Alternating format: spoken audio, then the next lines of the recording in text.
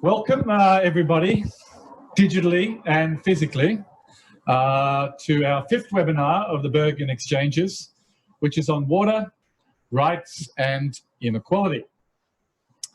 We are 6 months into the corona pandemic, or perhaps it's now 8 months. And what is the first thing we talk about when we talk about prevention of the spread of corona? Well, it's water, washing our hands, and providing other lubricants in order to stop the transmission. But we know that almost or approximately 800 million people in the world don't have access to basic water, which means a safe enough source of water which you can access with a 30-minute round trip. That figure increases to around 2 billion without actually access to water in their home. So almost a third of the world struggles every day to fulfill the very first requirement in fighting the COVID-19 virus. So you would think that water would be a fundamental right. We needed to drink, we needed to survive, but it wasn't included in the Universal Declaration of Human Rights. It was recognized for the first time by the international community in 1977 in the Mar del Plata Declaration, and then it was promptly forgotten.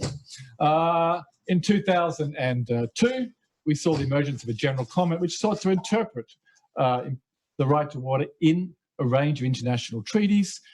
We also saw a number of constitutions include the right. And then along the road, we saw the arrival of the anti-privatization movement, and particularly the inclusion of the right to water in the Uruguayan Constitution of 2004, which really sought to not only recognize this right, but emphasize the important public role in providing water. And then along came the General Assembly and Human Rights Council in 2010 with a very formal final recognition of the human right to water. All well and good, but 10 years after that, we still face a situation that we're in today. Whether that's the fault of the right to water not having the effect it's meant to, it's difficult to say. And that's part of the background for this project that we're very much presenting in the seminar today, a Norwegian Research Council funded project led by Bruce Wilson at the University of Central Florida on looking at the impact of the human right to water. And it's important to remember the human right to water can be understood in many ways, as we'll also hear today. In some ways, it's about ensuring everybody has an adequate or minimum access level to water, and then the sorts of statistics I talked about. At the same time, others see right to water as trying to ensure greater equality and access to basic water resources, building on centuries of, often marginalized groups trying to increase their share of water. For others, the right to water is all about stopping privatization by corporations who perhaps will increase the prices of the right to water. Or for others, it's the corporations promoting the right to water because they believe they're better at implementing the right to water. So in thinking about the impact of it, it's important to also think about how people actually use it in practice. So that's enough from me. My name is Malcolm Langford. I'm a professor of law at the University of Oslo and also co-director of the Centre for Law and Social Transformation at the University of Bergen. And with me, I have a fantastic panel today. Bruce Wilson's going to say a few words about the project, and then we're going to start off with Winkler at Columbia, who's going to speak to us about social movements and the right to water. We're going to hear from Rebecca Shield, also at the University of Central Florida, with a more quantitative approach to analysing the impact of putting right to water in constitutions. We're then going to hear from Camilla Gianella, who's written a paper amongst others with Lara Cortez, who's in the room with us, on the constitutionalization processes in Latin American countries. And then we're going to have three commentators, which I'll introduce along the way. But one of them is on the stage with me, Matea, who's recently delivered her thesis on the right to water at the University of Bergen. So without further ado, I'll hand over to Bruce to say a few words on the project.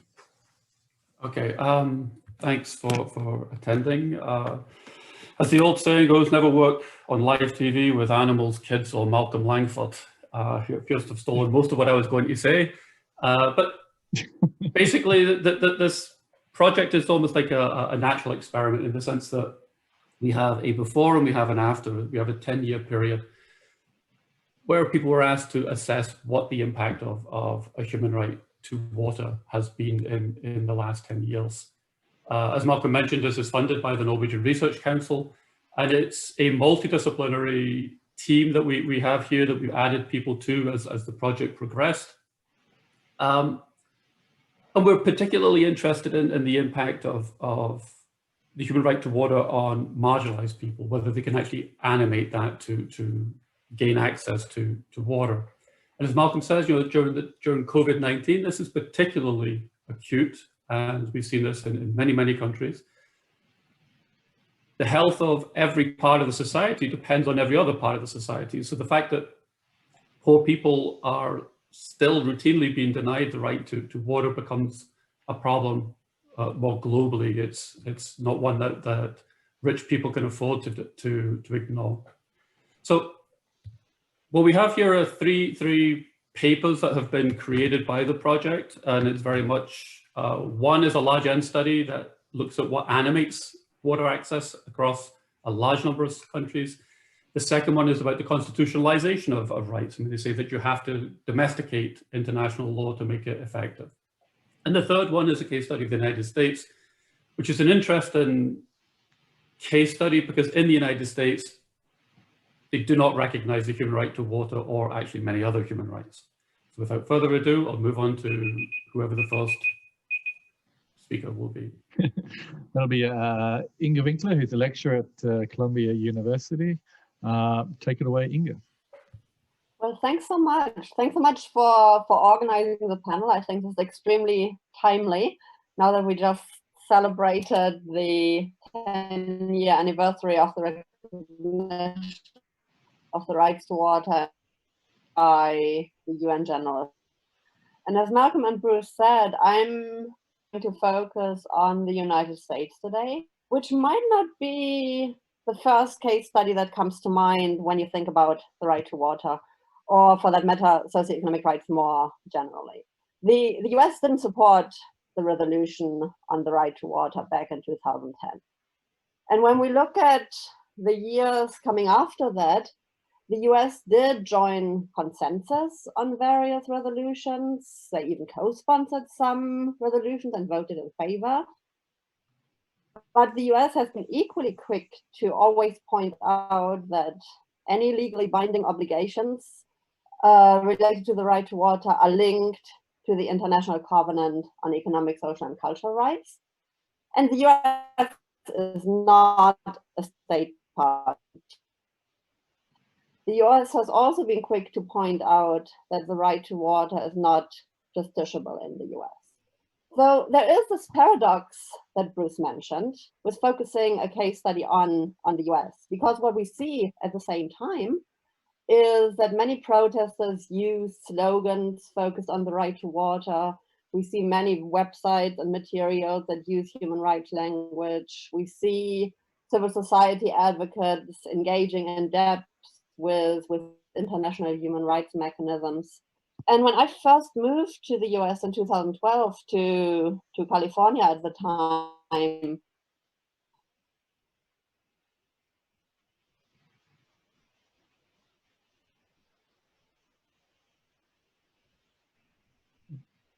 I think we have some problems with Inge's.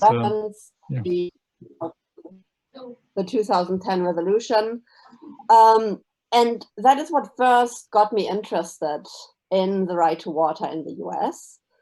So my brief remarks today are going to focus on a paper that I've co-authored with Sabrina Kouzikis that's forthcoming in the Journal of Human Rights. And what we explore is the question, well, what value do advocates see in using the human rights framework? Why do they use the framing of water as a human right? And we explore this through different conceptions of power. What individuals and communities experience most often is power over. In particular, in disadvantaged communities, we see that experience in the disconnection of water supplies. We see the contamination of water sources. We see communities excluded from decision making. So all that is power that communities experience over their lives. But also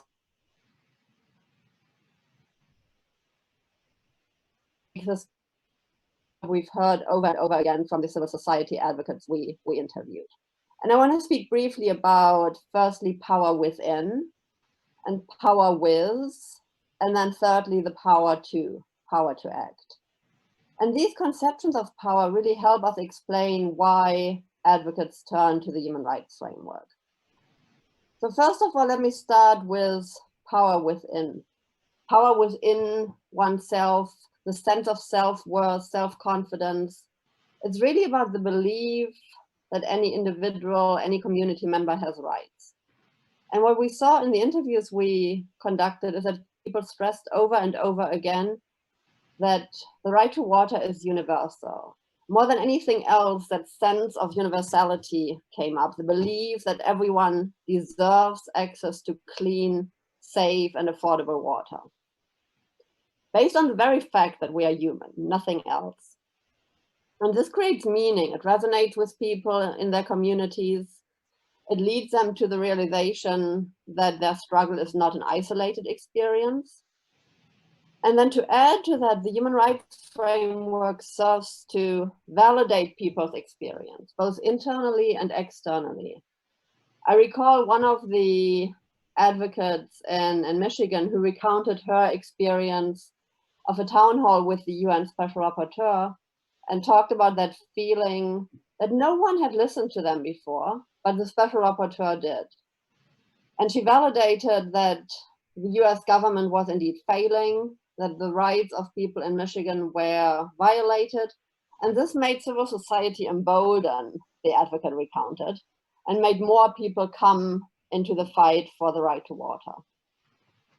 So that leads me to the second conception of power, power with, which is all about building a collective based on notions of solidarity, the sense of connectedness, and really using that as the basis for collective action, which helps people overcome the feeling of marginalization.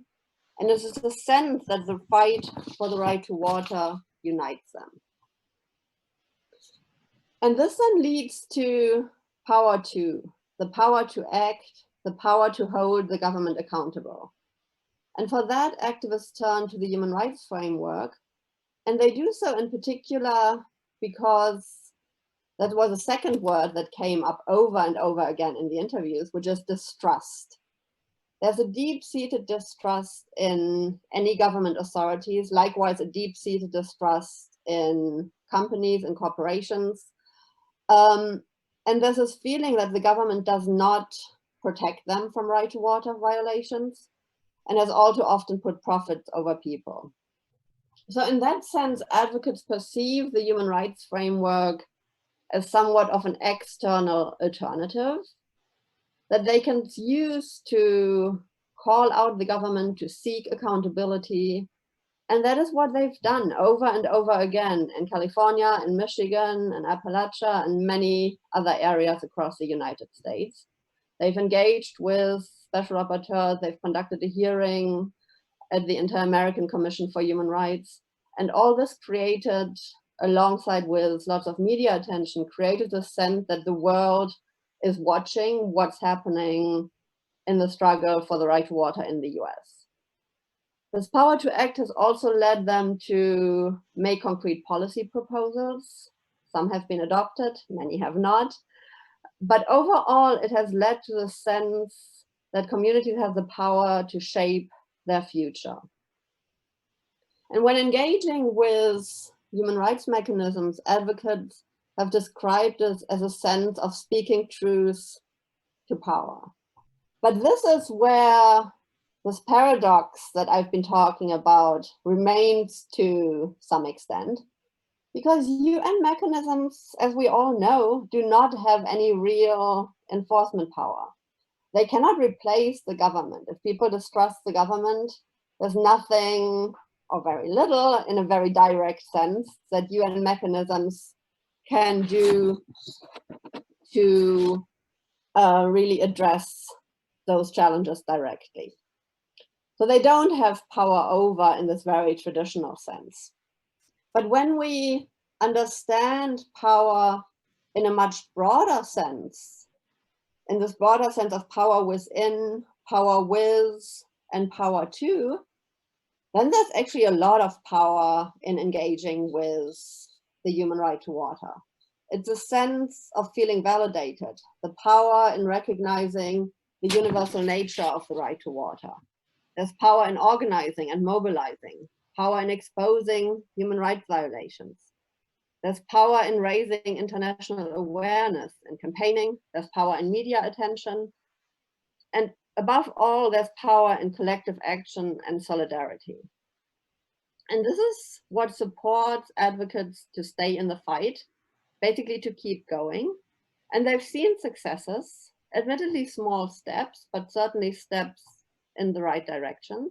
And the framing of human rights, based on what we've heard from advocates in this fight, is what helps them to keep up the pressure.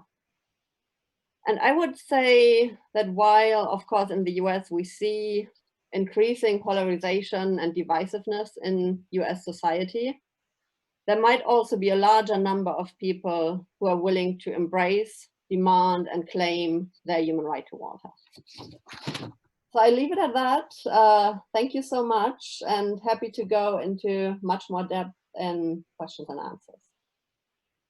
Thanks very much, Inga, and providing us the paradoxical case where you don't have a legal recognition, but you have an incredible political and social recognition of the right to water for diverse reasons, in particular, both self-empowerment and broader political empowerment. So we're going to move to a case now by Rebecca, as Bruce mentioned, who's going to look at countries which did put the right to water in their constitution and look at whether that made a difference. Hi, everyone. I'm going to share my screen. I have some slides to present a paper that Malcolm, Bruce, and I published recently in the journal Water.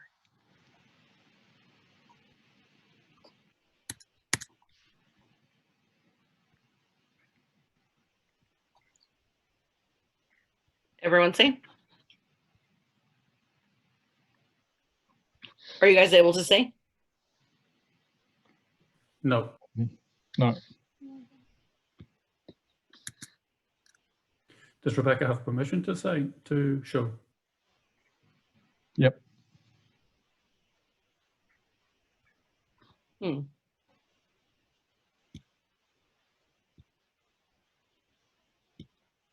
about now? Yep. Good? Okay. Okay, so my name is Rebecca Scheel. I'm at the University of Central Florida, and I work with Bruce and Malcolm on the Water Project. I'm going to present some results from a paper that we published in the journal Water earlier this year entitled, Does It Matter? Constitutionalization, Democratic Governance, and the Human Right to Water. So just a bit of background. In general comment number 15 in 2002, the UN Committee on Economic, Social, and Cultural Rights urged states to recognize the human right to water domestically within their constitutions. Then by 2010, the UN General Assembly declared the right to safe and clean drinking water and sanitation as a human right that's essential for the full enjoyment of life and all other human rights. Today, at least 39 countries have included the human right to water in their constitutions. So while 39 countries is a lot, it's certainly not the vast majority of states.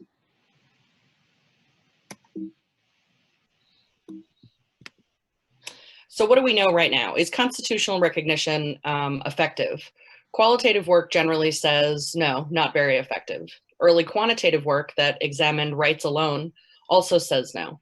So in a study by Adnan, just looking at rights without any other conditioning factors, it said that the effect of constitutionalizing rights was very small, if any, on water. So in this paper, we asked under what conditions constitutional recognition of the human right to water would improve access. In other words, is mere recognition enough to influence policy and implementation, or is the realization of the human right to water dependent on some other factor? And here we focus on factors traditionally understood as democratic governance. The way that we think about this first is through the different lenses through which we can view rights and their efficacy. So the first is material, and material is largely viewed through a judicial lens. So it's made enforceable in courts by allowing the challenging of non-compliance. And recently we've seen courts increasingly accept or appropriate powers of judicial review over economic, social, and cultural rights. The second lens through which we might understand rights working is a political lens. So constitutional rights are designed to inflect domestic politics. They act as a moral and legal reminder to governing institutions about the articulation and implementation of their obligations to respect, protect, and fulfill rights. Third is a symbolic lens. This is about norm creation. So the recognition of a right in a constitution might have acculturative effects. The role of a law might change social meanings of acceptable behavior, which affects prevailing social norms.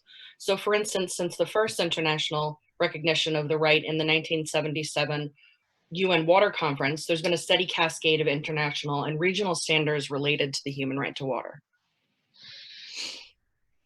So in order to understand whether or not the lenses through which we view these rights and these rights themselves are effective, what we ask is if there isn't a conditioning principle that might help to animate these rights.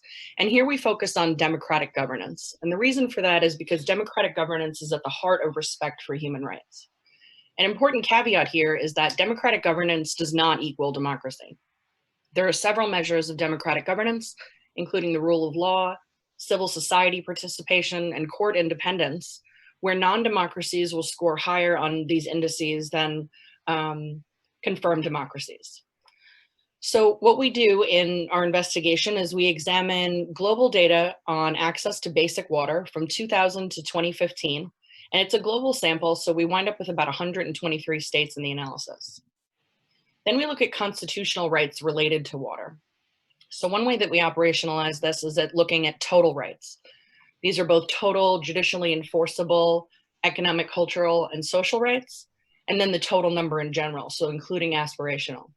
Then we look specifically at rights to food and water and rights to health, and that's because both of these are obviously very relevant to the right to water.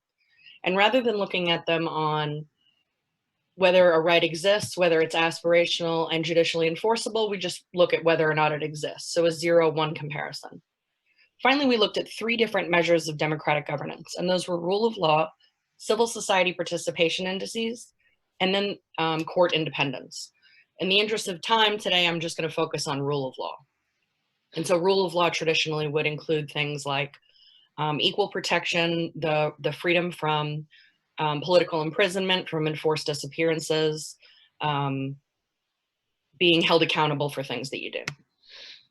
So the initial results that we are going to look at are table 2, and this is just looking at economic, cultural, and social rights and basic water access. So here we're just looking at the effects of rights. In the first model, we look at the total number of judicially enforceable ESCRs. In the second, we look at all ESCRs. In the third model, we look at a dichotomous measure of the right to food and water. And in the fourth, we look at a dichotomous measure of the right to health. So if we look at that first line labeled rights, we can see that none of these terms are statistically significant.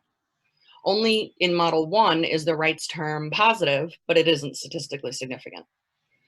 The controls that are included within these models are the same throughout. And just briefly, we look at regime type because democracies are thought to provide better public goods. Some of these rights can be conceived of as public goods.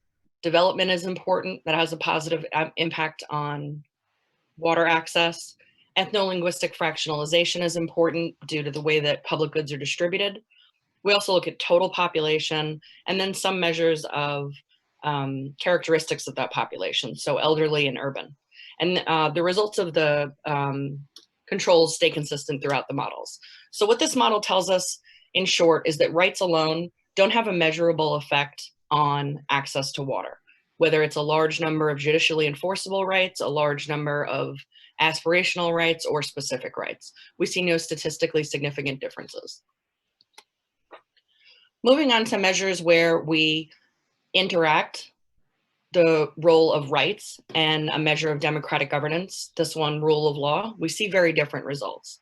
So beginning with model 5, we're just looking at the effect of rule of law. And we can see in that first column with the 2 stars next to rule of law that on its own, States that have a greater level of rule of law are correlated with a greater amount of water access. In Model 6, where we look at rule of law and the total number of economic, cultural, and social rights, first, rule of law is negative, and so is rights, but neither are significant. However, when you interact the two, this becomes significant. And what this tells us is that environments characterized by great rule of law and a greater number of rights are going to be positively correlated with higher water access.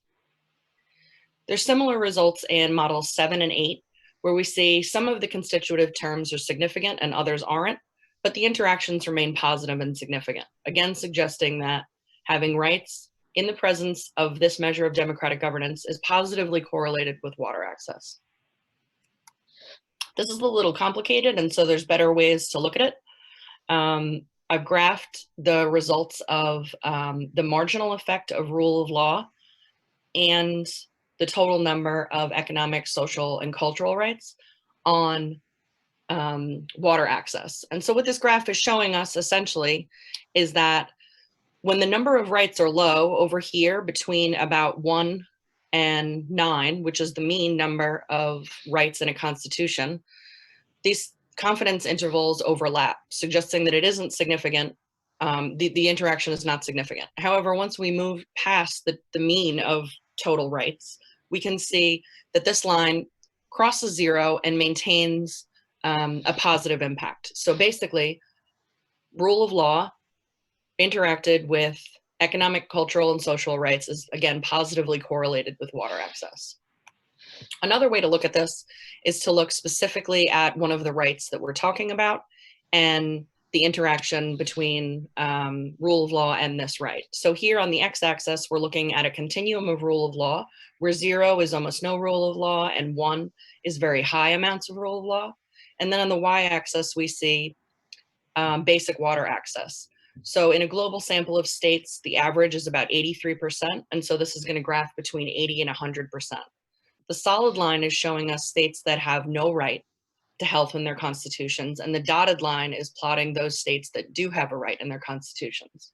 So the first thing that's important to point out is that there are many fewer states represented on the dotted line than there are on the solid line. And that's likely why we see when rule of law is 0, that basic water access is higher in states that don't have a right. However, as we move along the continuum of rule of law, we can see that these numbers converge. And we end up, when rule of law is very high, above the mean of basic water access. So in short, greater amounts of rule of law in the presence of a right to health are positively correlated with water access. So some conclusions from this are that rights matter, but their foregrounding in democratic governance is an important part of the mechanism. If we want to expect rights to operate as planned, certain conditions are necessary, and these conditions include rule of law. In short, activists, policymakers, and scholars should keep this in mind when advocating for rights constitutionalization above other policies. And I'll leave it there. And yeah, I'm happy to talk more about the models or any other questions later. Thanks very much, Rebecca. And I think also someone's posted our paper, the link to it in Q&A. And just to clarify one thing before we move forward, is just that your comment about non-democracies and democracies is that sometimes non-democracies can outperform democracies on rule of law, but not always. Certainly not always. Yeah, right. Yeah. Excellent. So we're going to move on to how we get the right to water in constitutions. And I'm going to hand over the word to Camilla Gianella, who's very much associated with the Center for Law and Social Transformation. Camilla. Thank you. Okay. Well, I am going to talk about the present part of the paper that has been working with Lara Cortez, Catalina Vallejo, and Angela Paz, where we look for 3 Latin American countries, Brazil, Colombia, and Peru. And we try to understand and to try to deep analyze the debates around the constitutionalization of the right to water. So, as probably you know, is in the international struggles towards the recognition of the explicit right to water, the role of the Latin American countries were key. Like Uruguay was one of the first countries in the world and the first country in Latin America to acknowledge the right of water in the constitution. There has been broad struggles, social mobilization around this issue of water and water privatization, especially in Ecuador and Bolivia. There has been also a movie on the Bolivia case of Cochabamba and water. So the role of Latin America in this debate has been key. And in this debate, the debate around the privatization of the right to water. As already has been said, in 2010, the UN make a big step to formalize and to recognize an international right to water. And what we have been analyzing is how after this international acknowledge, how this has been taken in the countries. It's not that we are saying that this international frame come to the countries, because as I said before, at the regional level, there were already a debate on the right to water. So we took 3 countries, Brazil, Peru, and Colombia, that by 2010, they didn't have a self-standing right to water in the constitution. What do I want to say? I want to focus a little bit more in Peru, because it's a case that I developed in the paper that has been working together. And so by 2010, in the case of Peru, we were in the debate of the reform of the water code. There were struggles around water related to extractive industries. And so there was already a debate on water. And when we have the debates on the water code, there was a debate on the role of the privatization. So what we have been doing is like to try to understand two main factors: the role played by institutional opportunities and the role played by legal frameworks. And one thing that we want to stress in the paper that we have been working is that the role played by the previous institutional frameworks and legal framework is really important. How afterwards is framed the right to water.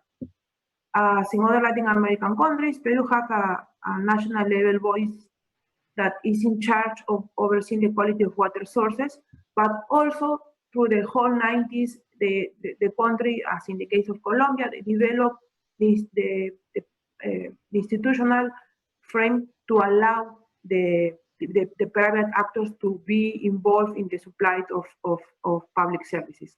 And this has not been contested, not even now with the COVID pandemic, and when we has been speaking about water. It's not an issue of water has to be free, and not even with health. It's not an issue that water that public services will be better. People is asking for private privatization of public services. So it's this discourse around the private actors and it's going to be better to provide public services is really impregnated in the case of the Peruvian society. So I think that is something that we have to take into consideration, and that is also this a legal framework that allows that.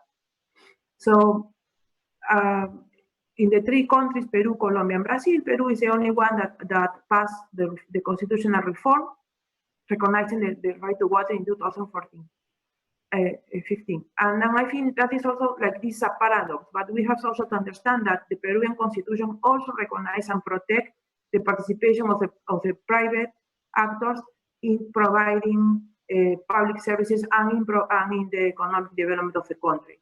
So you recognize the right to water as a fundamental right, but you also recognize that private actors are protected to provide public services.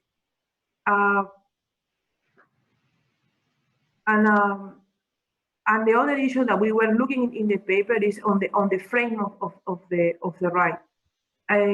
So in the case of Peru, there were some in the process to get the right to water in the constitution.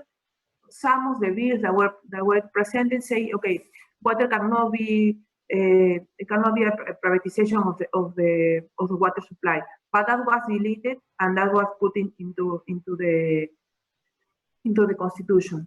And another issue that was not addressed is related to the right to water of indigenous people, related with territory and all that struggles that are the main struggles around the management of water sources. And that was just not taken into consideration around the right to water in Peru, in the case of Peru.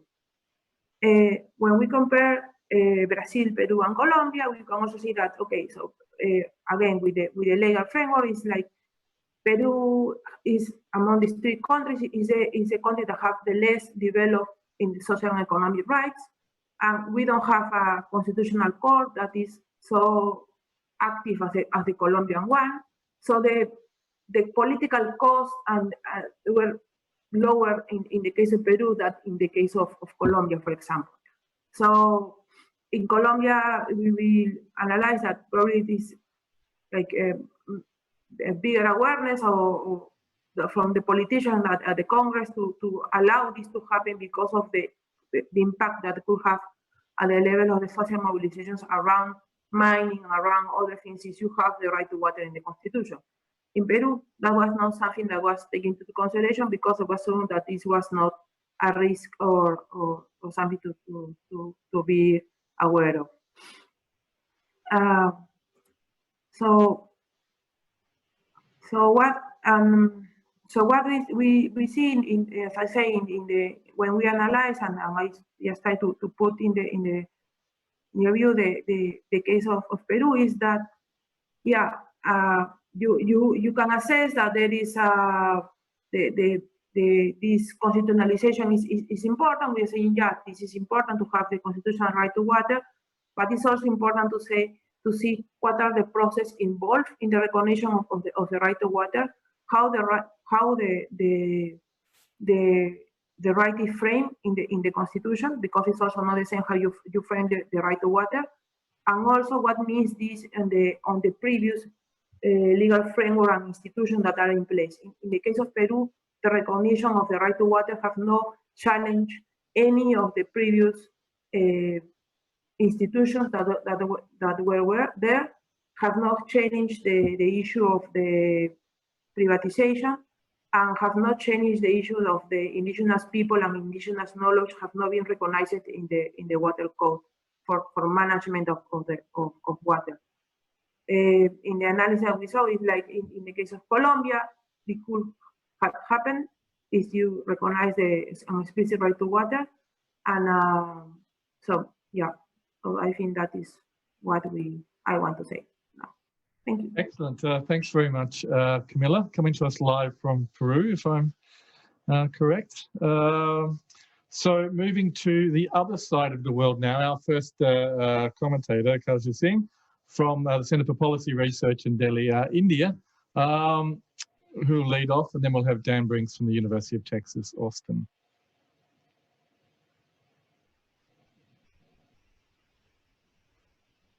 Need to unmute. Yes.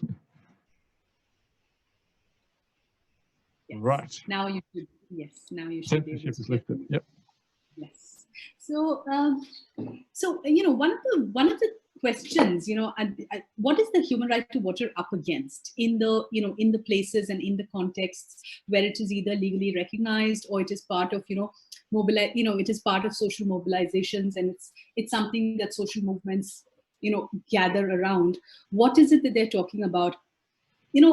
Quite often written into, a lot of the cases that a lot of the countries and a lot of the cases, it's a common theme that runs through many of these, not all, but many of this, is fiscal dogmas about how water services must be delivered. And, so the case that Inga talks about, the cases that Inga talks about in the United States, it is, fairly well established and quite well written into the corporate form of the cities. in the US, but in much of the non-West, this idea itself is an incomplete project, and often it's often the underlying driving idea behind reorganizations of public utilities, reorganizations of cities and water services, and of privatizations. And those have been some of the sites in which the human right to water is mobilized. But because it's an incomplete project, and because it hasn't necessarily got very far in many places in the non-West. I mean, I'm thinking of the case of India, because that project itself is so deficient and has got very far. The mobilizations around the human right to, I mean, there are other reasons as well, but I could speculate that this could be one of the reasons why the mobilization around the human right to water has also been fairly limited. And in this context, what is the exact shape and structure? What are the precise kind of contours of the human right to water in each, in whether it is its legally recognized form or in the ways in which it is used in social movements? What is it constituted of? What are its elements? It's far more relevant than one would think it is, because it really does have very different shapes, and it has very, very many different meanings, which don't necessarily add up. But it's used in different ways to be useful to people who use that right. It's also it's legal in its legal recognition. What one could see is also sometimes a tamed or domesticated form of the right, in such a way that it can coexist peacefully with fiscally conservative managements of water utilities. And so, so the precise language, the constitutional language, the legal language, and the social and political language of rights becomes quite relevant and quite interesting. And finally, if I have another minute, it's the question about about rule of law and state capacity and access to water.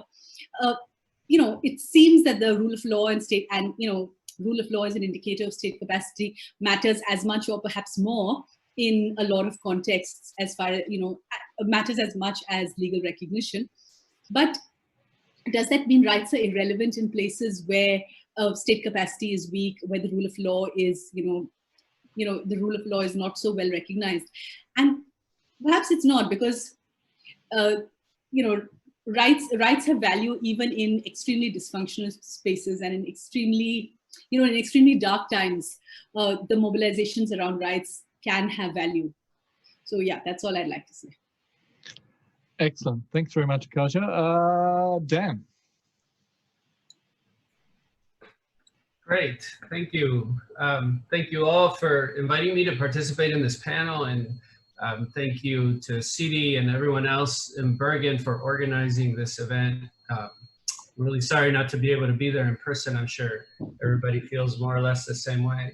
So I've been involved in this project on the right to water for a little while, and I think one of the interesting things about it really, I mean, even though the presentations we heard today are really just a small part of the overall project, already they highlight, I think, one of the most interesting aspects of the overall project. And that is, Camila's presentation basically focuses on the process of constructing the meaning of the right in different contexts, right? And she rightly points out that the way the right is framed in different countries is very different, and the constitutional right to water in one place will be different from the international right to water, and so on.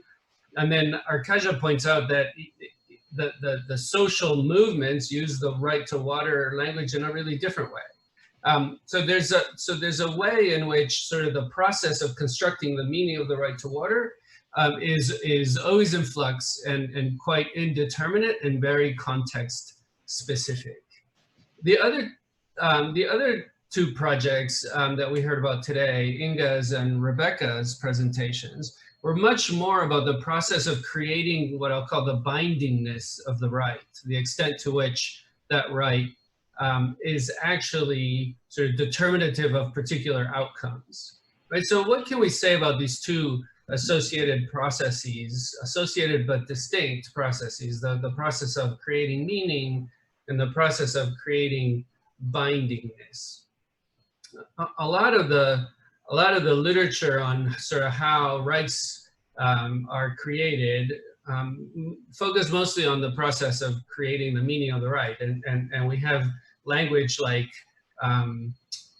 diffusion, which suggests that you take a right and you kind of transport it like a little package and you drop it off in different places, and it's more or less the same everywhere.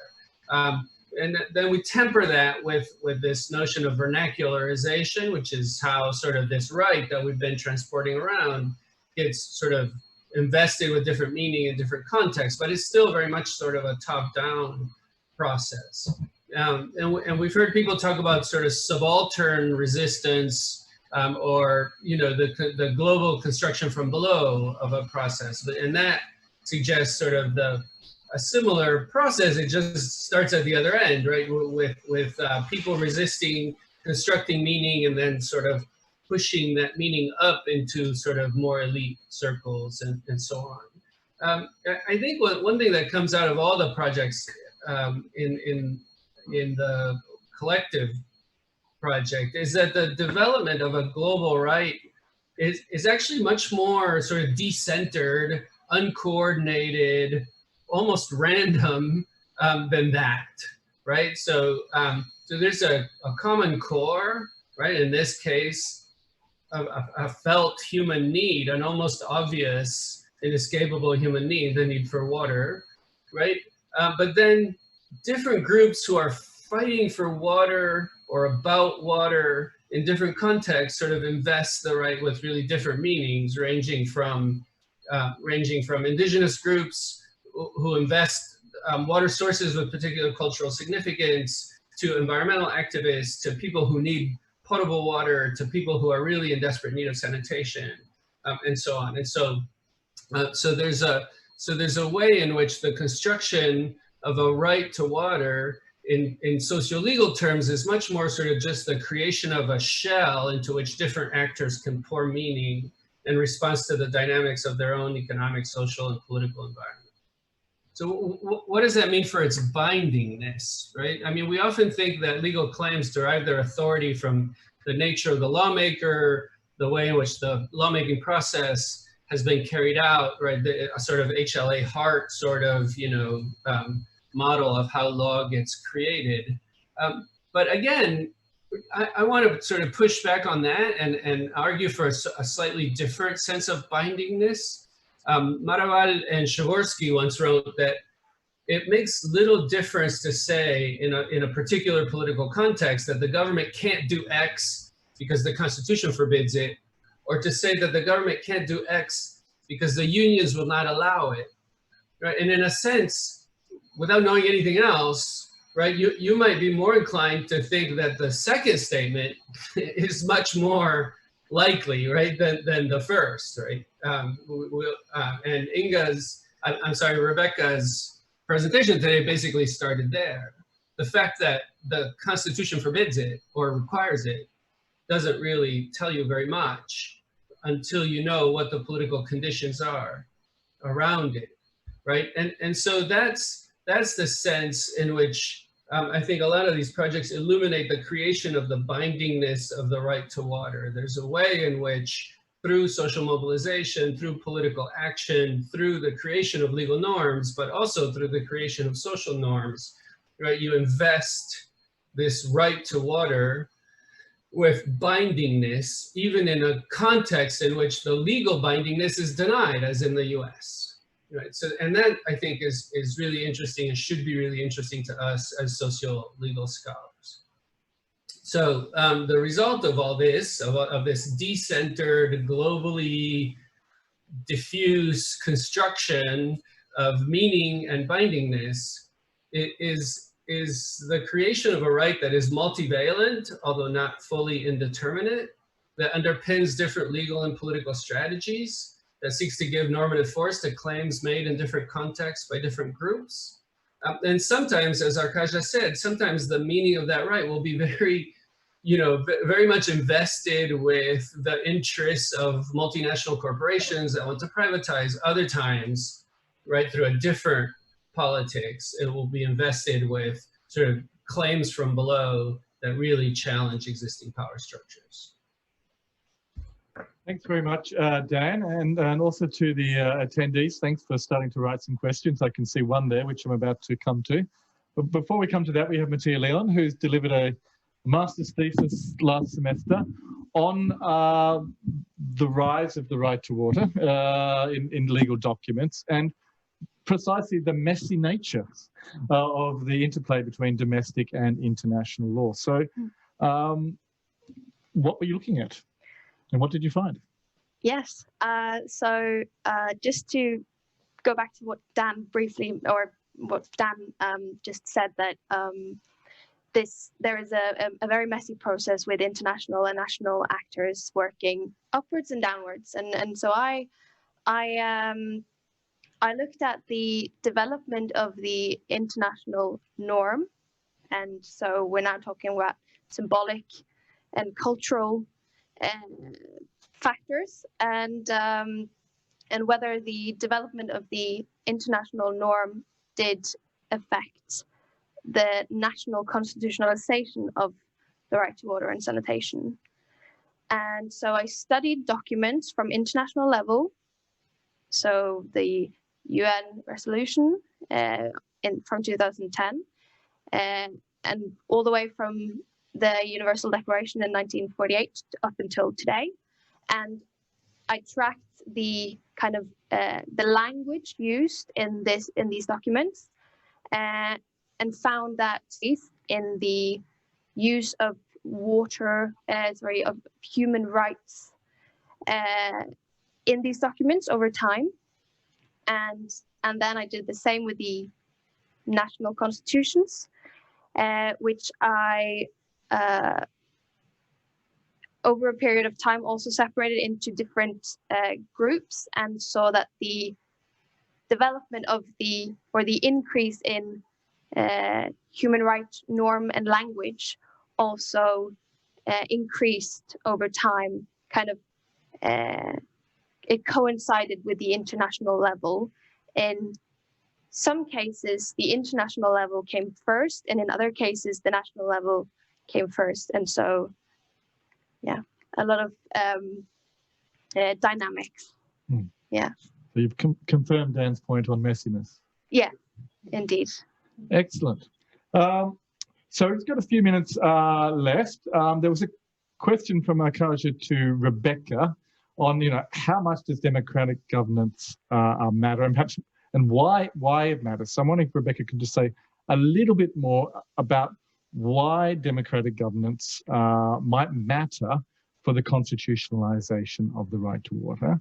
And then we have a question in on the Zoom webinar chat. Could the panel please discuss the implications of the growing movement towards conversion of water into a commodity, a traded economic good, as opposed to a public good, with corporates investing as a new oil, a trend that started in the early 1990s and continues in various ways up till today. I'm wondering if Camilla or Inga might say something briefly on that. Okay, so I can start. Malcolm, if you want me to speak a little bit. So when we think of democratic governance, we're thinking of the norms and practices that surround participatory government. And a lot of the reasons that we think that we understand why states might respect human rights have a lot to do with participatory governance. So a focus, that was our initial intent for focusing on democratic governance, but then more than that, there's a focus throughout General Comment 15 that speak to governance as a framework for citizen participation in the interest of fulfilling rights. And so I think that's maybe, if your question was about why we focused on democratic governance to begin with, but I think, at the heart of it, it gets back to what Dan mentioned, that if we want to understand how rights work, we have to understand the political contexts in which they're expected to work. So broadly speaking, when we take the results from the paper from measures of civil society participation, the ability of courts to make independent decisions, independent of the executive, and then also measures of rule of law, we generally see a positive impact of higher scores on these measures, along with rights. Whereas if you study rights alone, you just don't see the positive, you just don't see the, sorry, I'm trying to turn on my video. You just don't see that connection. No. No, thanks. So in other words, democratic governance is sort of like a landing pad for rights. I mean, they provide a space for the legal remedies that you talked about, but also the political space in which politicians are perhaps forced to listen to rights claims. So Camilla or Inga, do you want to respond on commodification in the context of the struggles that you looked at? I'm happy to say something for the US context, and I'm sure you can add, Camilla, from the Latin American perspective. But yeah, I kind of glossed over the role of private actors in the interest of time. But I mean, obviously, as we all know, I mean, it plays a huge role. And I think, I mean, in particular in the case studies that we looked at, in the context of Appalachia, it's mostly the coal companies that communities are struggling with, and this whole notion of the government putting profits over people, that really stems from the role of companies in this area. And I mean, the struggle against water contamination, against the role of the coal companies, I mean, that's been very, very defining in that struggle. And it's also what makes it more complicated. I mean, the whole research we did, it's a lot more messy than the few highlights I presented. Because I mean, one of the aspects really is that communities are struggling with what to prioritize, and the role of companies in providing jobs and providing job security and providing economic security. To some extent, that's in tension with the more environmental struggle, the struggle for safe water. And I remember one of the advocates we spoke to, who was working as a guard for one of the coal companies, and then made that decision to quit his job to focus entirely on the struggle for safe water. So there's definitely a huge tension there.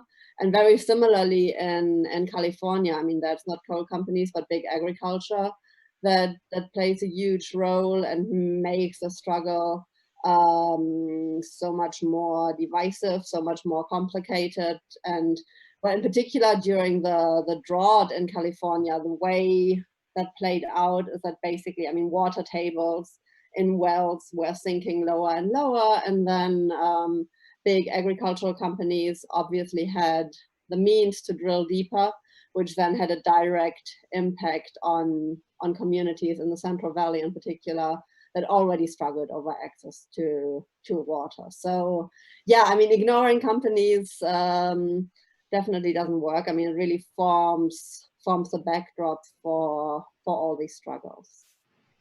Thanks, Inga. And Camilla, perhaps a word on Latin America, where water privatizations first took off in a major way in the 90s, and then also triggered the anti-privatization movement.